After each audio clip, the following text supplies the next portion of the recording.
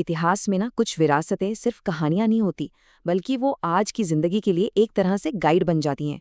तो चलिए, आज मेवाड़ के उसी 1500 साल पुराने कोड को डिकोड करते हैं, जिसने समय की हर परीक्षा को पार किया है।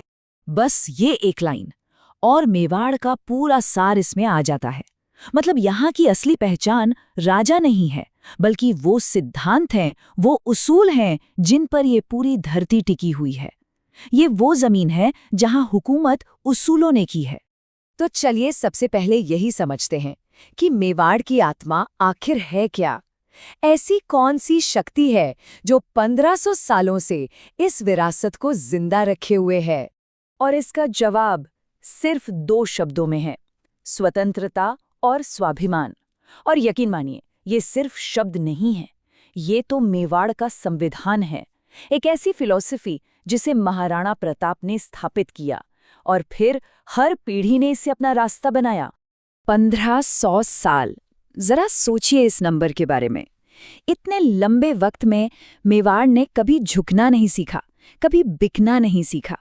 चाहे कितनी भी आंधियां आईं, कितने ही तूफान आए, लाखों तलवारें सामने खड़ी हो गईं, लेकिन ये सिद्धांत अपनी जगह से नहीं हिला। ये सिर्फ हिस्ट्री नहीं है, ये एक जिद की, एक अटूट संकल्प की कहानी है। तो अब सवाल ये उठता है कि इस स्वाभिमान की कीमत क्या है? ऐसे सिद्धांतों पर चलने के लिए आखिर क्या कुछ दांव पर लगाना पड़ता है? अच्छा, वफादारी का सबसे बड़ा टेस्ट क्या हो सकता है?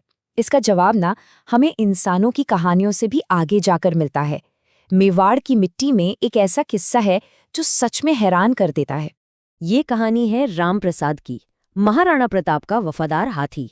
कहते हैं मेवाड़ में स्वाभिमान की जो भावना है वो इतनी गहरी है कि वो सिर्फ इंसानों तक नहीं रुकी, जानवरों में भी बस गई थी।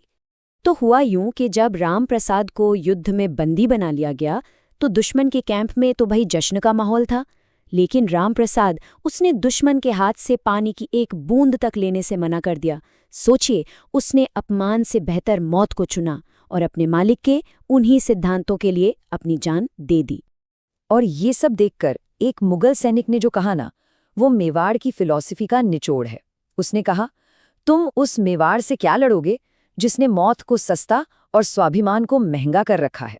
मतलब जब आपका दुश्मन भी आपके सिद्धांतों के सामने सिर झुका दे, तो सोचिए वो सिद्धांत कितने पावरफुल होंगे। चलिए, अब इतिहास के उस रंग क्षेत्र से बाहर आते हैं और आज की दुनिया में देखते हैं। आज का रंग क्षेत्र क्या है और क्या 21वीं सदी की लड़ाइयों में मेवाड़ के ये सिद्धांत काम आते हैं? देखिए, तब की चुनौती अलग थी। लाखों की सेना सामने से हमला करती थी। आज की चुनौती है टेक्नोलॉजी की गुलामी, जो धीरे धीरे बिना बताए हमारी जिंदगी पर कब्जा कर रही है। मतलब लड़ाई का मैदान बदल गया है, पर स्वतंत्रता और स्वाभिमान की जंग वो आज भी चल रही है। और ये लाइन आज की सच्चाई को कितना सही बताती है। सादगी थी, बंदगी थी, सरलता थी। जब फेसबुक और व्हाट्सएप ना थे, तब जिंदगी थी।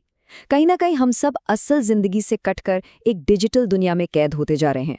और मेवाड़ की फिलॉसफी हमें उसी असल जिंदगी, उन्हीं असली रिश्तों को बचाने के लिए इंस्पायर करती है। तो फिर ये महान फिलॉसफी एक पीढ़ी से दूसरी पीढ़ी तक पहुंची कैसे? इसका जवाब है लीडरशिप से मिले सबक। और ये सबक किताबों से नहीं आए, बल्कि लोगों के कैरेक्टर से, उनके दिए हुए उदाहरणों से आए। If you are on time, you are late. कितना सिंपल, लेकिन कितना गहरा सबक है ये डिसिप्लिन का। इसका सीधा सा मतलब है कि सिर्फ अपने नहीं, दूसरों के वक्त की भी इज्जत करो। टाइम पर होना काफी नहीं है, टाइम से पहले होना आपकी तैयारी और आपका सम्मान दोनों दिखाता है। और ये रहा आज की लीडरशिप में जिम्मेदारी का एक जीता जागता उदाहरण। जब कोरोना के टाइम सब कुछ बंद था, तब भी हजारों कर्मचारियों को उनकी सैलरी दी गई। भले इसके लिए कर्ज क्यों ना लेना पड़ा हो, लेकिन एक कस्टोडियन, एक संरक्षक की तरह अपने लोगों के प्रति जो जिम्मेदारी थी, उसे निभाया गया। तो मेवाड़ की लीडरशिप के जो पिलर्स हैं वो क्या हैं? पहला, डिसिप्लिन, मतलब खुद के लिए एक हाई स्टैंडर्ड सेट करना। दूसरा, रिस्पॉन्सिबिलिटी, मतलब जो कह दिया सो कह दिया, जुबानी वचन है। और सबसे जरूरी, एग्जाम्पल सेट करना, क्योंकि वैल्यूज बताई नहीं जाती, दिखाई जाती हैं। और अब आते हैं इस पूरी बातचीत के सबसे गहरे हिस्से पर, विरासत का संरक्षक। ये वो आइडिया है जो पावर और रिस्पॉन्सिबिलिटी का असली मतलब समझाता है। देखिए, मेवाड़ के जो शासक हैं वो खुद को मालिक नहीं मानते, वो खुद को कस्टोडियन मानते हैं, यानी संरक्षक। एक ऐसा इंसान जिसकी जिम्मेदारी किसी चीज की देखभाल करना है, उसका मालिक बनना नहीं। वो स्वामी नहीं, सेवक हैं। और यही यही मेवाड़ की कोर फिलॉसफी है कि ये जो जिम्मेदारी है, ये जो विरासत है, ये जो राज्य है, ये हमारा नहीं है, ये तो भगवान शिव, श्री एकलिंग जी का है। हम तो बस उनके दीवान हैं, उनके सेवक। हमारा काम है इस विरासत में कुछ जोड़ कर जाना, इससे कुछ लेकर नहीं।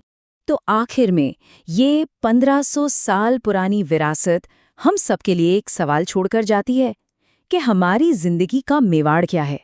वो कौन सा सिद्धांत है, वो कौन सा स्वाभिमान है जिसके लिए किसी भी कीमत पर कभी भी झुका नहीं जा सकता।